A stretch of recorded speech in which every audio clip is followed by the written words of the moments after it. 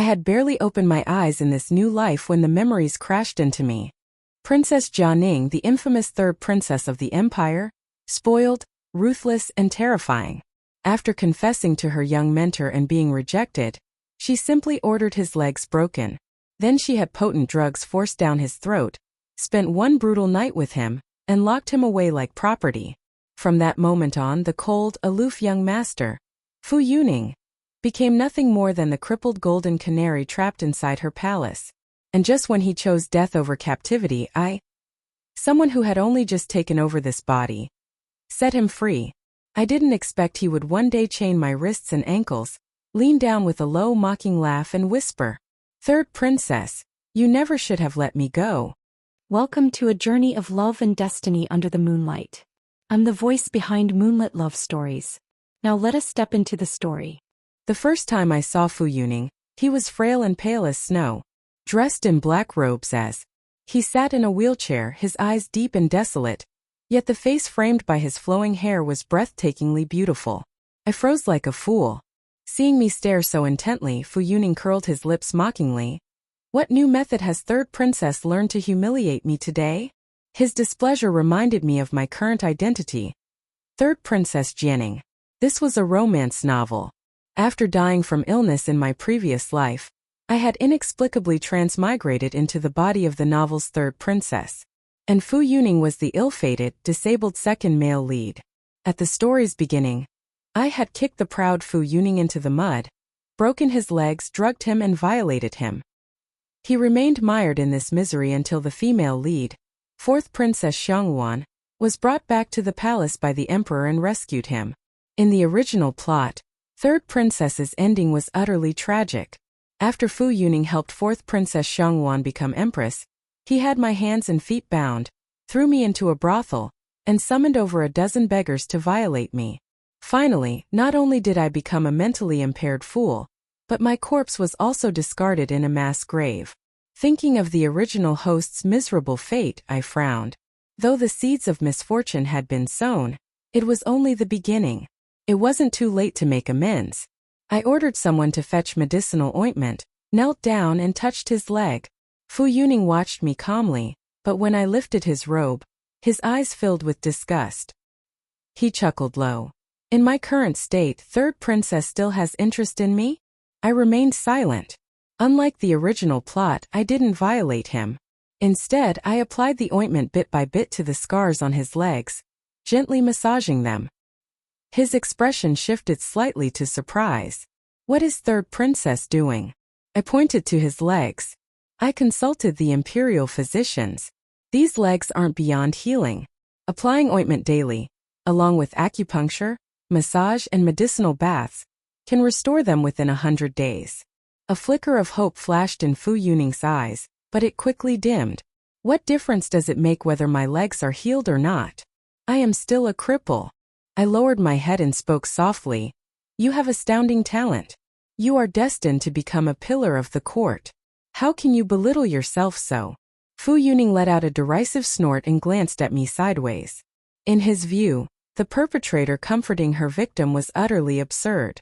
I didn't explain myself, just looked directly into his eyes and asked, "Can you move to the bed?" A mocking smile touched Fu Yuning's lips. With a detached expression, he wheeled himself to the bedside, used his arms to support his weight, and painstakingly shifted himself from the edge onto the bed. He lay flat. If third princess intends to act, please be quick. Your subject is weary. I took a deep breath and sat on the edge of the bed. Fu Yuning truly had a face that could captivate nations. His features were like a painting, his eyes like dark ink. Even in such a state, he exuded an ethereal, cold, and aloof aura, pure and icy, utterly mesmerizing. I slowly removed his outer robe and began to undo his trousers. Fu Yuning closed his eyes, his expression calm and unruffled from start to finish. This might hurt a little. Please bear with it. Then, I inserted a silver needle vertically into his Zusanli point. Fu Yuning's eyes snapped open instantly, his face briefly stunned. He stared fixedly at my hands. What are you doing? Isn't it obvious? Administering acupuncture. Precise needling nourishes, supplemented by massage and manipulation. 1 hour daily should suffice. I said gently. I caused this injury.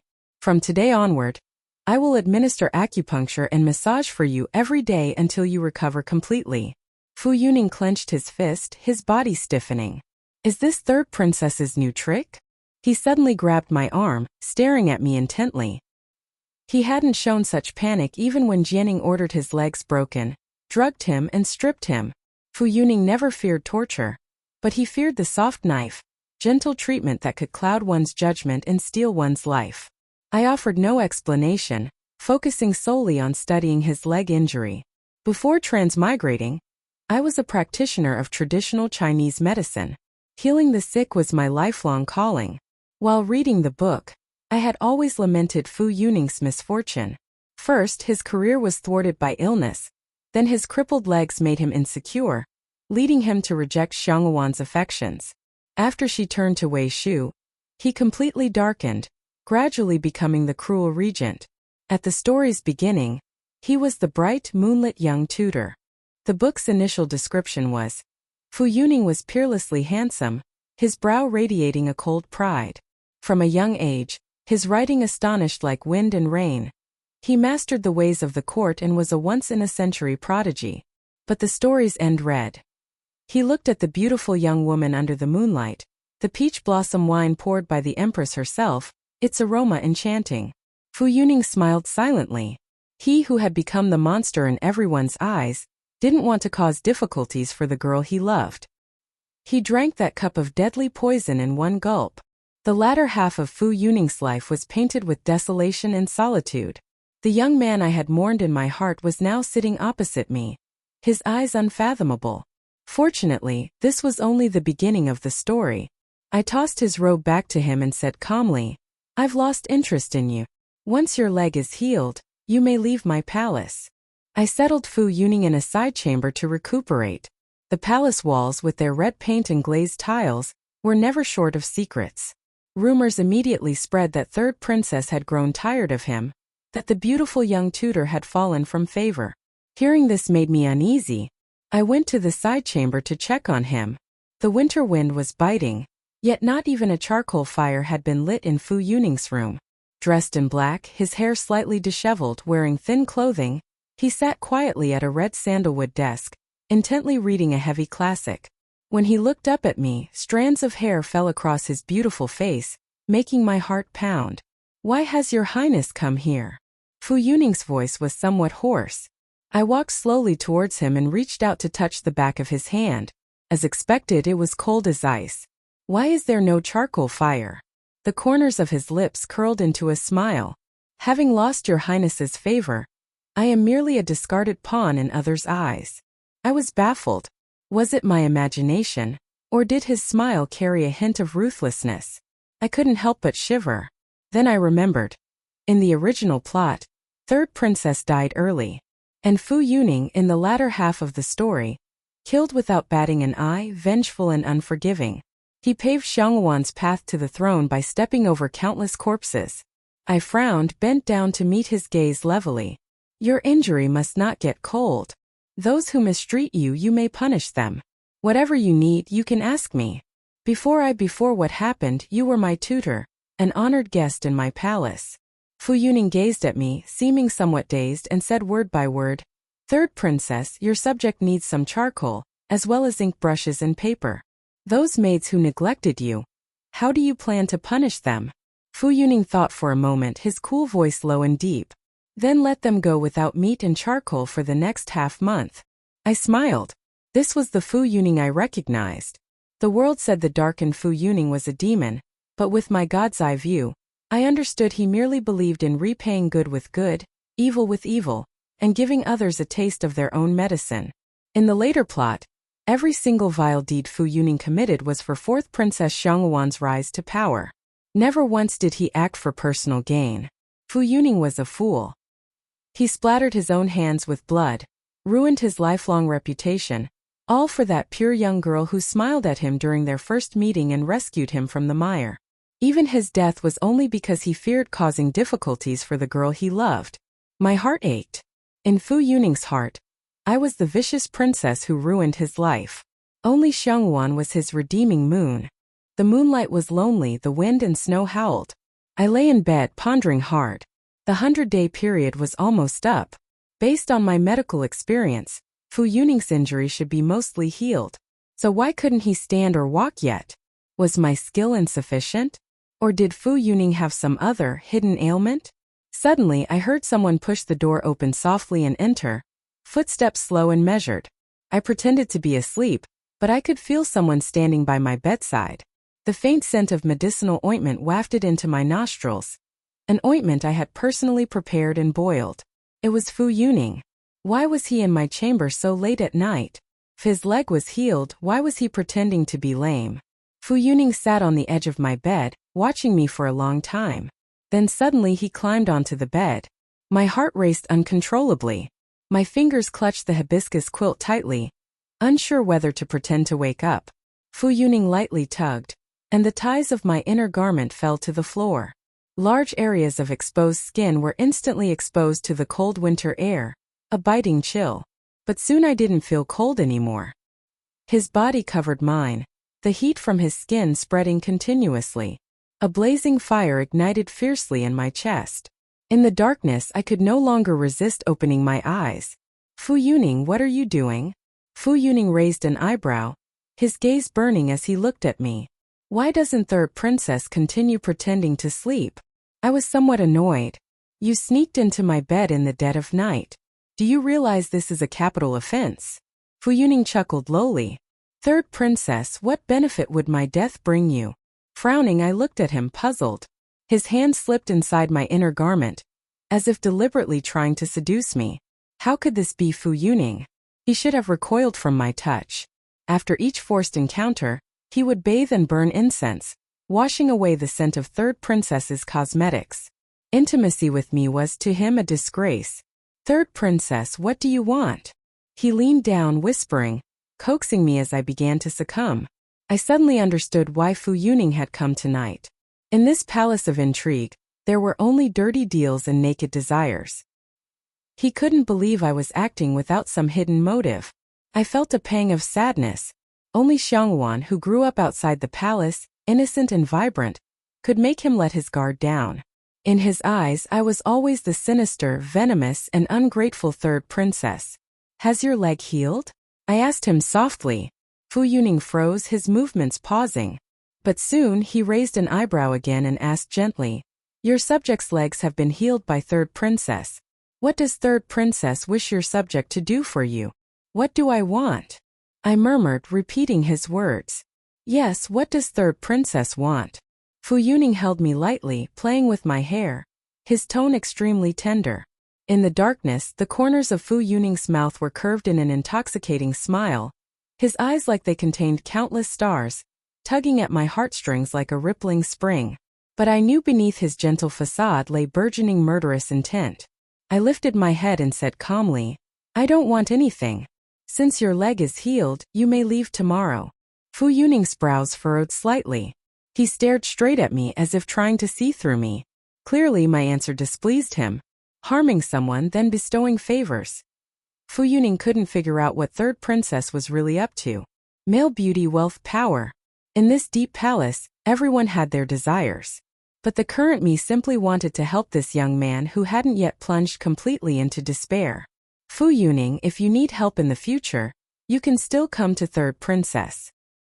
He frowned, his expression somewhat displeased. It seems third princess has indeed grown tired of your subject. Then your subject shall take his leave. Fu Yuning pretended indifference, but his stumble as he got off the bed betrayed him. After Fu Yuning left, the spot where he had lain still held residual warmth. I found myself greedy for that warmth, but it all felt like a spring dream. I'd had the warmth faded, leaving no trace upon waking. I reminded myself to stay away from Fu Yuning.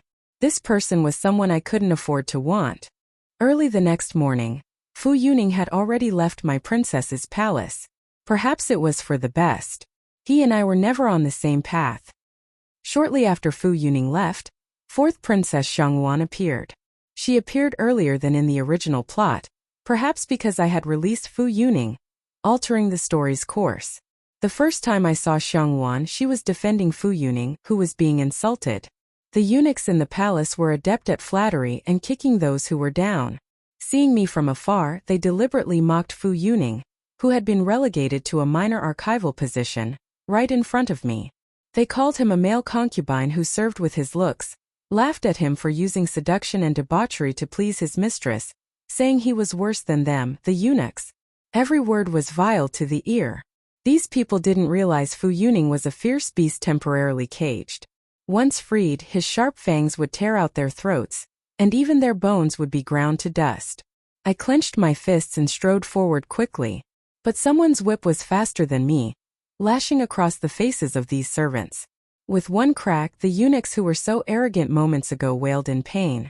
A young woman in red, heroic and spirited, stunningly beautiful even without makeup. Her beauty was boldly striking at first glance. Xiang Wan scolded with authority. "You vile slaves! A bunch of sycophants! Tutor Fu's talent fills the world. How dare you insult him so freely?" Her gaze then fell upon me. "It's merely those in high positions using their power to seize and humiliate others. How can those who humiliate speak of sincerity?" The person in high position Xiang Wan referred to was clearly me. She was indeed the female lead. The moment she appeared, she radiated a dazzling brilliance. Even the usually aloof Fu Yuning looked at her with bright, gentle eyes. Although the plot had changed, the moment the female lead Xiang Wan appeared, she had saved him. But this time it was different from the original plot. Fu Yuning was no longer disabled. He could finally love freely and embrace his moon. I turned and left silently. Fu Yuning became fourth Princess Xiang Wan's tutor. It was said that Xiang Wan personally brought bowls of bird's nest soup she had prepared herself to the emperor's hall every day, pleading until he granted her request. Not long after, I heard from maids that Fu Yuning's leg ailment had recurred. Fourth Princess Xiang Wan attended to him at his bedside without even changing her clothes, only returning to her own palace after being scolded by the emperor. I frowned. A recurrence of Fu Yuning's leg injury? On a dark night, the cold wind biting, I wrapped myself in a cloak, carried a purple sandalwood hexagonal palace lantern, disguised as a palace maid, and moved through the wind and snow. Entering the dark, silent small chamber, I vaguely saw candlelight flickering by the bed. The doors and windows were tightly shut, the room filled with the scent of medicinal herbs. Fu Yuning lay on the bed, motionless. With a soft creak, I gently pushed open the window, letting some of the bitter herbal smell dissipate. "Third Princess, why have you come?" Fu Yuning propped himself up on his arms, lowering his eyes, smiling gently at me. His face was deathly pale, a layer of cold sweat on his forehead, his voice hoarse. Seeing him like this, an indescribable bitterness rose in my heart. "I came to see you." As before, I went to lift his robe and undo his trousers. He frowned, his lips moved, but he said nothing. I unwrapped the wound bandaged by the imperial physicians. The scar on his leg was red, swollen, and oozing pus. The wound had broken and become infected. The physicians had applied strong medicine without properly cleaning and disinfecting it first. Fu Yuning's cool voice sounded beside my ear again. "Third Princess, why come here so late at night?" I replied. "I told you I want to heal your leg." He fell silent, just gazing at me intently, his expression inscrutable. I sighed inwardly. The highest virtue lies in benevolence. Skilled healing aids the world. Curing illnesses and saving lives was the inherent duty of a healer. Besides, his injury was caused by the original owner of this body. By the dim candlelight, I carefully cleaned his wound with a cloth wrapped in penicillin powder, softening my voice as I instructed him. "I heard you take Xiang Wan around the palace grounds every day. The recurrence of your leg injury is likely due to overexertion." Fu Yuning said softly. "Fourth Princess grew up among the common people. Having just entered the palace, it's natural she is curious." I smiled, my heart aching with bitterness. How could I forget? For her, Fu Yuning would even risk his life. What was a mere leg injury? I rebandaged his wound and instructed gently. "Your leg injury requires rest and recuperation. You can't indulge Xiang Wan's whims anymore." Fu Yuning watched me quietly, saying nothing. As I packed my medical kit and turned to leave, I heard Fu Yuning ask, "Will Third Princess come to see your subject again?" I replied, "In 3 days I will come to change the dressing." Every 3 days, I would wrap myself against the wind and snow and go to Fu Yuning's small chamber late at night to change his dressing. But today, while still far from his chamber, I heard the sound of silvery laughter. A bright lamp shone inside the room, and the shadows of a perfect pair were cast on the window. As I approached, I heard Fu Yuning say gently to Xiangwan, "Fourth princess, the night is deep and the dew heavy. You should return to your chambers and rest early." The young girl said coquettishly, "All right." I extinguished my lantern, hid in the shadows of the corridor, and watched Xiangwan walk away into the distance. The corridor was unlit. I entered the small chamber under the lonely, cold moonlight. Fu Yuning sat at the desk, looked at me covered in frost and snow, and pointed to the copper hand warmer shaped like a melon with lobes placed beside him. "Warm your hands." I recognized that hand warmer. It was a precious gift the emperor had bestowed upon Xiangwan, exceptionally rare. This time I didn't tell Fu Yuning to move to the bed.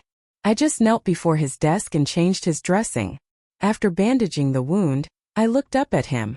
"Fu Yuning, I won't be coming again after this." Moonlight spilled onto his exquisite face, his eyes revealing neither joy nor sorrow. He remained silent. Feeling awkward, I continued chattering. "I've more or less atoned for the mistakes of that time. I originally thought of recommending you for an official post, but now you have Xiangwan's help. Your path to office is smooth. You have no use for me anymore."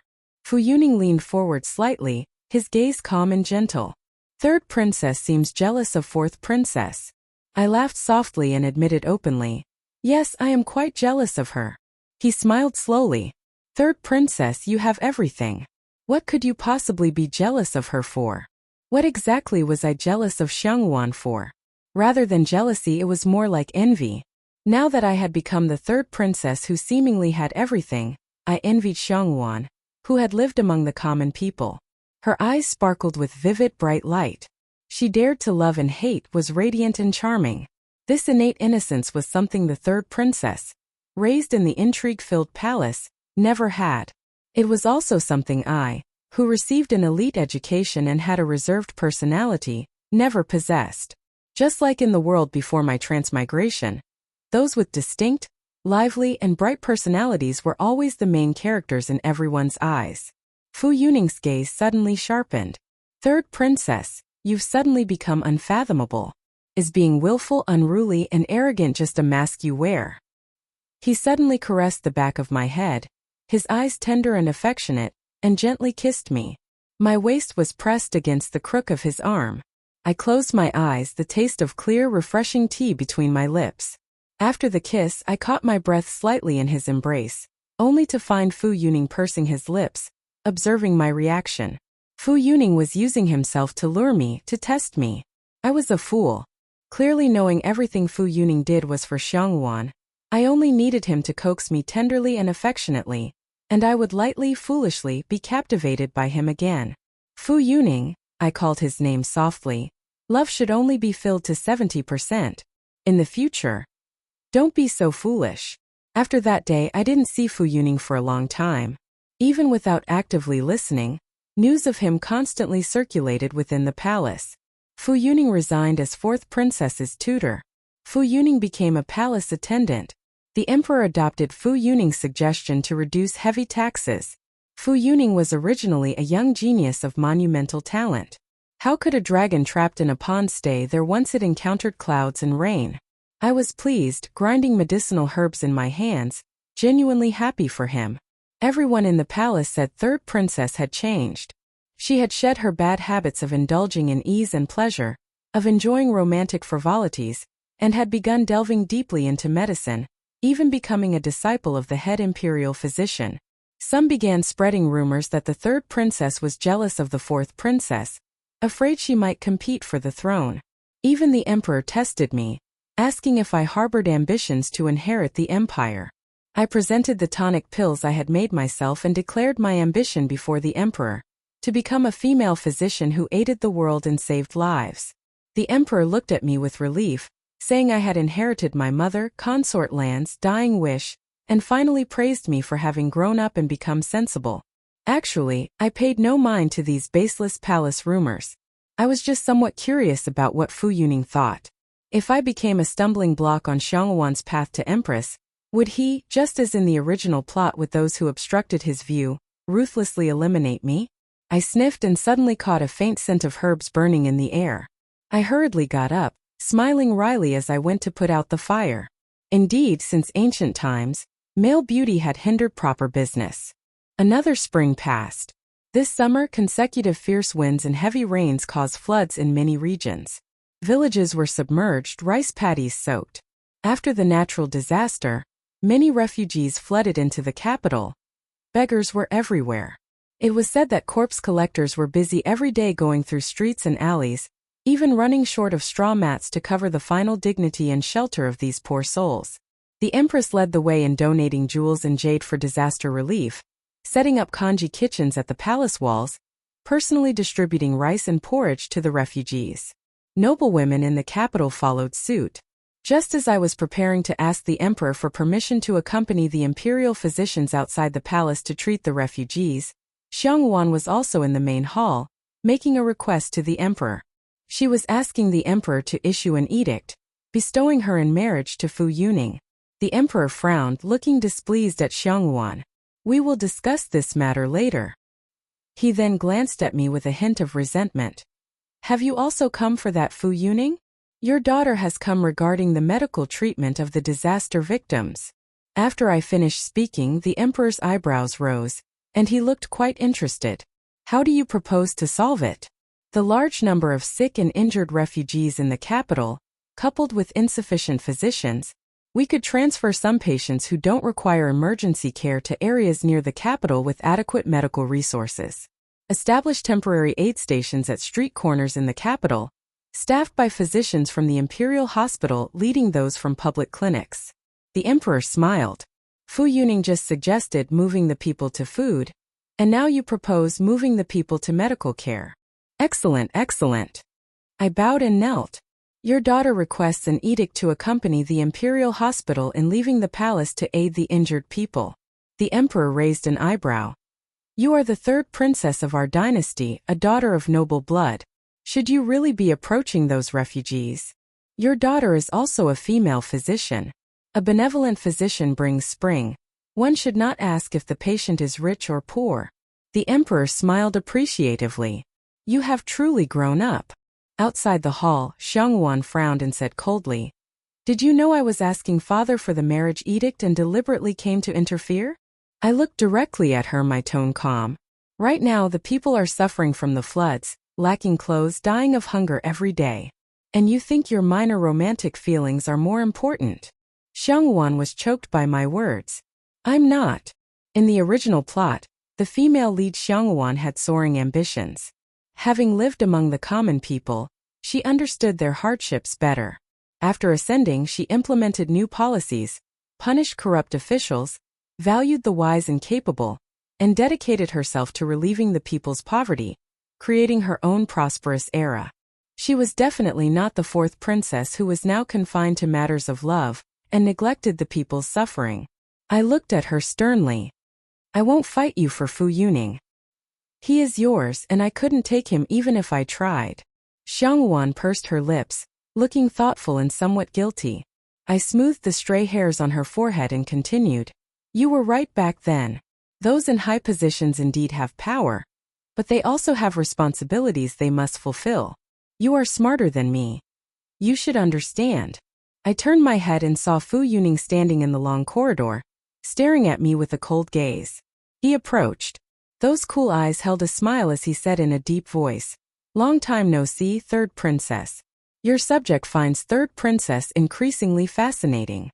As he spoke, my gaze fell on his slightly moving red lips.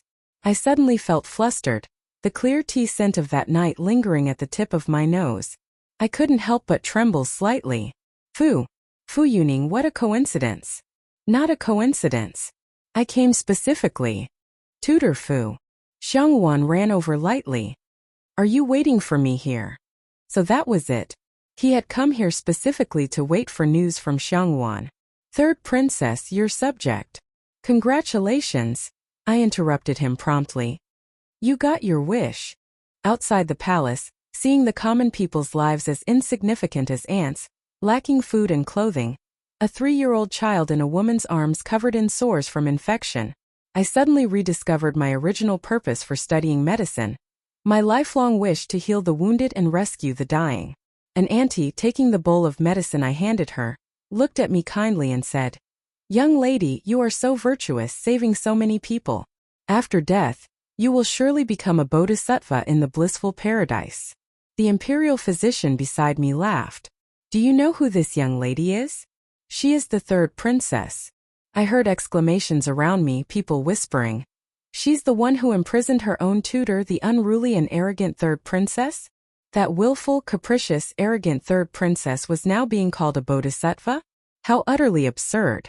The little girl who had just been sweetly calling me sister stepped back, staggered into her mother's arms and cried, asking the woman, "Is that the third princess from the rumors, the one who eats people?" I smiled bitterly. Was my reputation among the common people really that bad? The people-eating third princess? Late at night, feeling melancholy, I walked into the bamboo grove outside the side chamber. I had passed this place every night while treating Fu Yuning. Distantly, I seemed to see Fu Yuning's figure. How could he be here? He couldn't put enough distance between himself and the third princess. Why would he set foot in this bamboo grove again? The bamboo was lush and dense, dark and secluded. Suddenly, a palace maid rushed out from within, holding a dagger, and stabbed at me. One slash cut my right shoulder, blood instantly streaming. I met her eyes, fierce, full of anger and killing intent. She screamed at me, "Third princess, do you know? My child died in these floods. Why didn't you save him?" The emaciated woman. I didn't know how she had so much strength. I couldn't break free. Seeing the first stab hadn't hit a vital spot, she immediately raised her hand for a second thrust. But before the dagger fell, a sharp sword pierced her throat from behind. Blood spurted from her mouth. One thrust, instantly fatal. I saw the person behind her clearly and smiled. "Fu Yuning, it really is you. Why are you here?" Fu Yuning didn't speak, his face cold. He pulled me into his embrace and began removing my clothes to examine my injury. I blushed, trying to block his hands. "Fu Yuning, you're not a physician. You don't know how to treat injuries." He pushed my blocking hand away, frowned and stopped my bleeding, his brows lowered, quiet and focused. Strands of his hair fell on my neck, somewhat ticklish. I couldn't resist asking, "Fu Yuning, why save me? Third princess dying holds no harm for you." I didn't voice the rest. Although I had no intention of competing for the throne, with me dead, Xiangwan's biggest stumbling block would be gone. The corner of Fu Yuning's lips curled into a smile. "Your subject did hate third princess, did want third princess dead." In my bedchamber, Fu Yuning sat on the edge of the bed, leaning down to clean my wound. I was still annoyed by what he had said earlier. Although I knew better than anyone that the third princess he wanted dead wasn't me. But I was still angry. For no reason, unreasonably angry at him. I pushed his hand away and asked coldly, "Didn't you want me dead?" Fu Yuning raised an eyebrow slightly, his lips curling in a smile. "But now, your subject does not wish for third princess to die." I stared at him in a daze. He leaned closer, his fingertips dipped in hemostatic ointment, gently pressing on my shoulder. It hurt a bit. I frowned, not making a sound. Fu Yuning suddenly said in a low voice, "Your subject belongs to himself, not to fourth princess." That day, I wasn't specifically waiting for her either. Was he explaining himself to me? But why was he explaining to me? In the original plot, Fu Yuning loved Xiangwan to the point of madness. He seemed harsh to her, but was actually soft-hearted everywhere. He pushed Xiangwan away, yet schemed for her behind her back. From the moment he began plotting her path to emperor, he had already erected a grave for himself, facing death for life. I didn't want to get involved between them. From the start, I only ached for Fu Yuning's vast, hidden love. Later, I inexplicably became part of the game, captured by him. Shouldn't be like this. I looked up and smiled. "Fu Yuning, let's not see each other again after this." His eyes suddenly filled with anger, blazing as he looked at me. Third princess, back then, rose early every morning, boiled herbs, spent hours on acupuncture and treating your subject's injuries. Later, braved wind and snow to come to the side chamber to change my dressings. I should hate third princess, yet I find myself wandering back to this bamboo grove. And third princess says such nonsense about not seeing your subject again? Third princess's methods of toying with your subject grow ever more masterful. Fu Yuning leaned down and suddenly kissed me. An angry kiss, lingering and passionate, gradually settling into gentle silence. Within the chamber, all was quiet. I only heard the sound of our heartbeats. In that moment I lost my soul. Was he luring me again? Or, I didn't dare to hope. But after Fu Yuning kissed me, he locked my waist firmly in the crook of his arm. His gaze was tender, passionate, filled with affection. He laughed by my ear, saying, "Your subject has always believed in repaying like with like. Third princess imprisoned me, so I must also bind third princess tightly with iron chains. Third princess shouldn't have let me go that year." What he said after I could no longer hear clearly. Dizzy and hazy, I was too exhausted. I fell asleep in the circle of his arm. If it was a dream, let it be a dream. It was a beautiful dream I had long hoped for. The news of my assassination attempt quickly spread throughout the palace. Busybodies spread rumors that this was a struggle for the succession. The eldest princess was married far away to the frontier. The second princess spent her days chanting Buddhist sutras. Palace rumors ran rampant. Fourth princess had sent the assassin to kill third princess. When Xiangwan burst into my bedchamber, I was changing my dressing.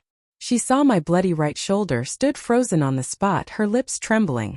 It took her a long time to stammer. "It wasn't me. I really didn't send the assassin." I smiled and gestured for her to sit in the carved Wangwali armchair. I got up and personally poured her a cup of calming rose-scented tea. "I know it wasn't you." Fourth Princess Xiangwan had always been someone who dared to love and hate, to act and take responsibility. She despised scheming and conspiracies. The Xiangwan in my memory, if she wanted the throne, she would go after it openly and honestly. When she declared her love for Fu Yuning, it was aboveboard, fearless of idle gossip. Even when she later broke with Fu Yuning, it was clean. After leaving the emperor's palace that day, I had only slightly prompted her. She then took the dynasty's relief rice and personally led soldiers to Puzhou, the area hardest hit by the disaster. It was there she met young General Wei Shu. How do you know it wasn't me? I want to compete with you for the throne." I smiled. How could someone so frank in front of her rival do such a dirty thing? I deliberately teased her. Fu Yuning helped me investigate. That palace maid was driven mad by the loss of her child. It had nothing to do with you. As long as it's cleared up. Then she widened her eyes and said, "But I won't give tutor Fu to you either." Xiangwan lowered her head, her long eyelashes fluttering, seeming somewhat sad. "He said he only sees me as a student, that he has no feelings for me. But I truly like him so much. Ever since reading his essays while outside the palace, I've admired him." Then she raised her eyebrows, blooming into an innocent smile.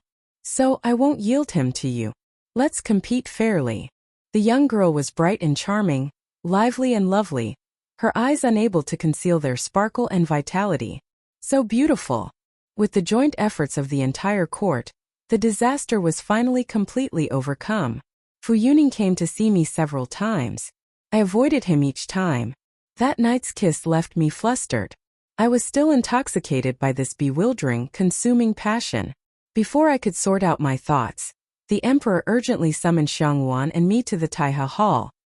He had always been kind and affectionate towards Xiangwan and me, but now his face was serious as he sat on the dragon throne sighing. He looked at me, then at Xiangwan, his face full of gloom and worry. I heard him say in a heavy voice, "Xuanyi intends to form a marriage alliance with our dynasty to build generations of friendship. They require a princess to marry their fourth prince." I glanced at Xiangwan. Her face was pale, her lips bitten tightly. She was just about to speak. My own cold, clear voice echoed in the empty Taiha Hall. "Your daughter is willing." Xiangwan stared at me in disbelief. The emperor looked at me with pain in his eyes. I knew he was also in a difficult position. If possible, he wouldn't send either Xiangwan or me away. But he was first and foremost the ruler, and only then a father. Our dynasty had just experienced a disaster. The refugees hadn't yet emerged from the grief of losing their loved ones. How could they withstand another war? The candidates for the marriage alliance were only Xiangyuan and me. But she was the future empress who could create a prosperous era. So, I knew very well that from start to finish the only candidate was me.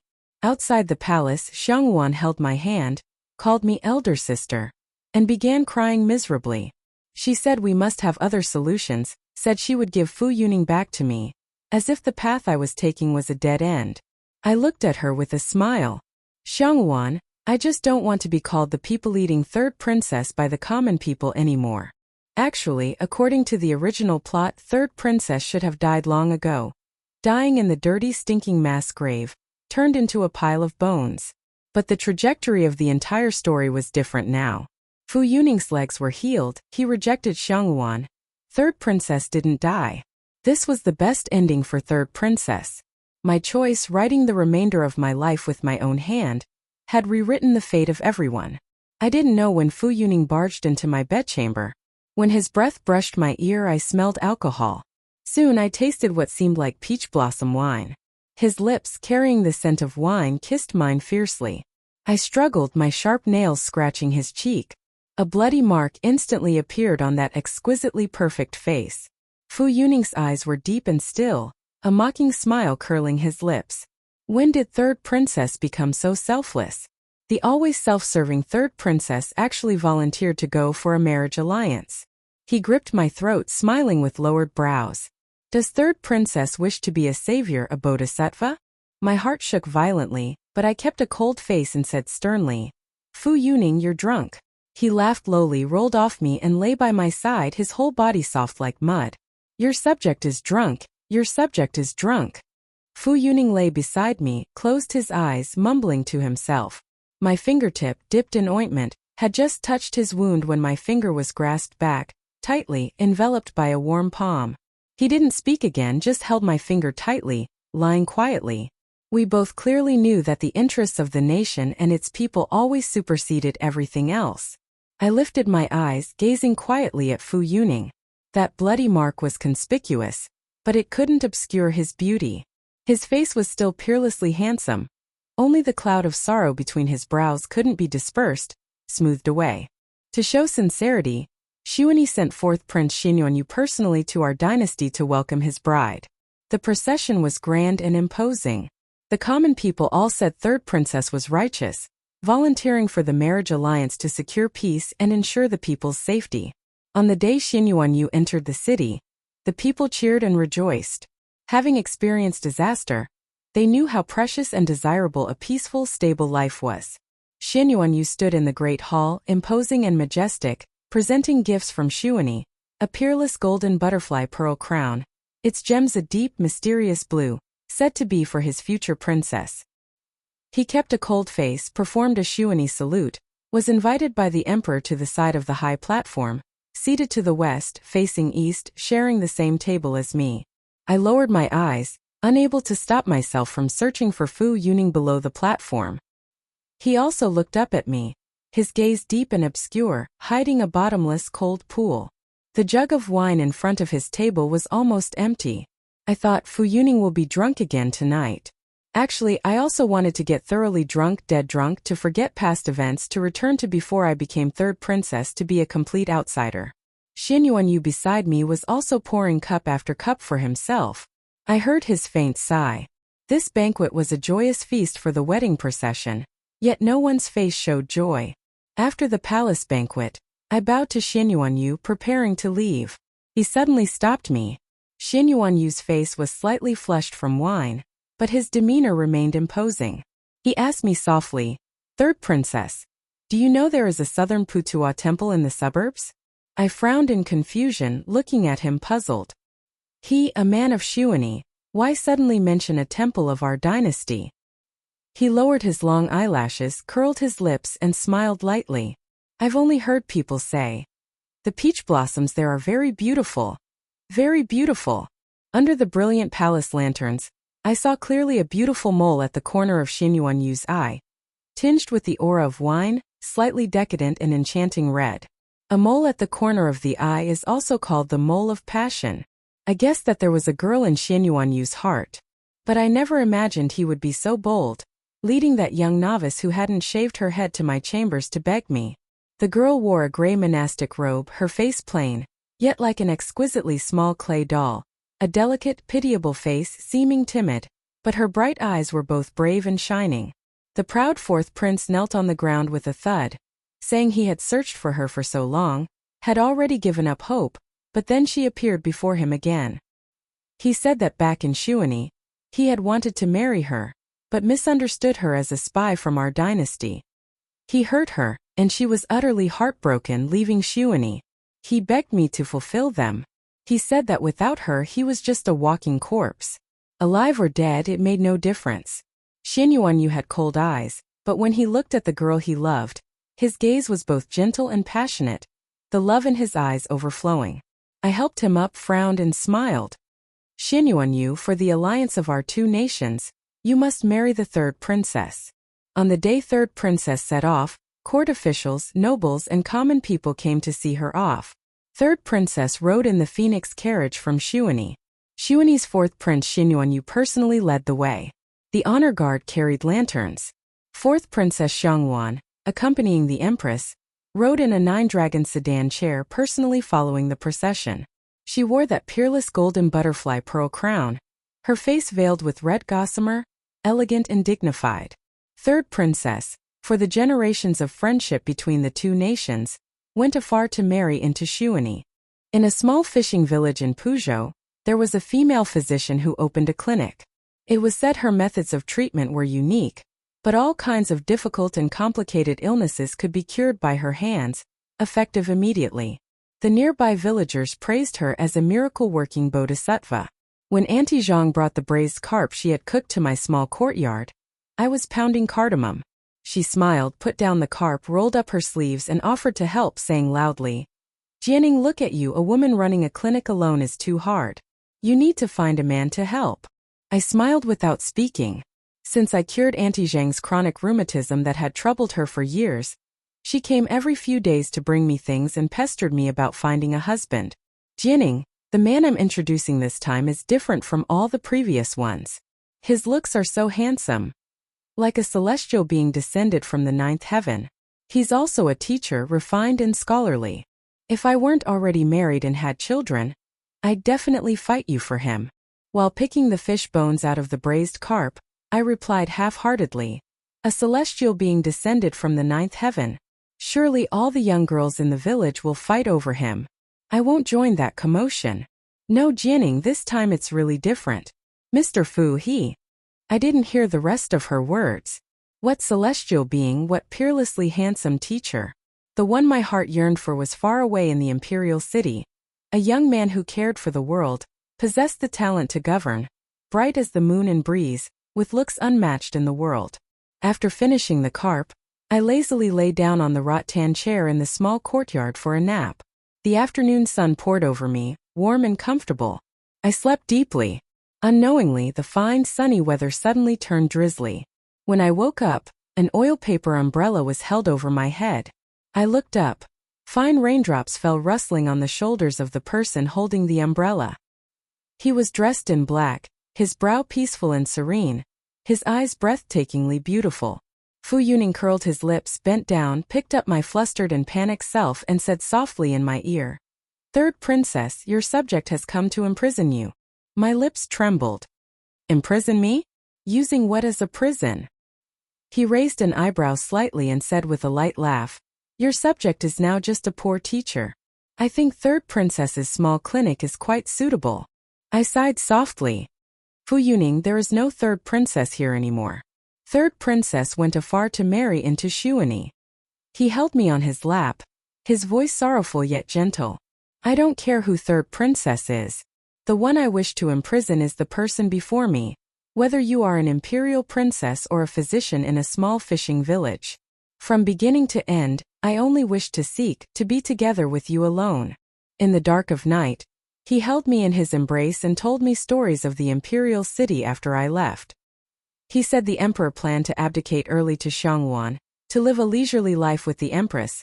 Xiangwan and young General Wei Shu bickered and fought all day, but the moment she saw him get close to another girl, she would get jealous.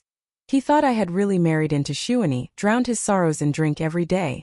Fu Yuning kissed my forehead and asked me softly, "Why didn't you tell me the one who married that day wasn't you?" I smoothed the furrow between his brows and smiled. "How can a dragon swim in shallow water? Besides, you have soaring ambitions." He laughed lowly, his slender finger lightly tapping my forehead. "Achieving soaring ambitions doesn't necessarily have to be in the imperial city." In his embrace, I chatted randomly about heaven and earth. Chatting, his arm around me gradually tightened, and a passionate kiss fell the next moment. Fu Yuning's kiss was lingering and gentle. His nature was always very composed, but the hand undoing my ties was flustered and disorderly. He asked me softly, "Jia Ning, what if it tears? Is that all right?" His eyes, deep and dark, held desire, enticing me to fall into them. He lifted my back with one hand, wrapping the melting me into his body. In my ear was his hoarse, low panting, strands of hair tangled and intertwined, the hibiscus canopy warm, candlelight casting overlapping chaotic shadows. A night of intoxicating beauty. In the small fishing village of Puzhou, a love story spread. On a certain misty, drizzly morning, the poor female physician went up the mountain to gather herbs. Reaching the mountainside, she happened upon a handsome teacher with an injured leg, brought him home for treatment, and he stayed for over half a month. After over half a month, the teacher brought all his worldly possessions and settled in the female physician's small courtyard, wanting to propose to her. Thank you for listening Beneath the Moonlight. If this story touched your heart, remember to subscribe to Moonlit Love Stories for more tales of love and destiny. Until we meet again, may the moonlight keep you company.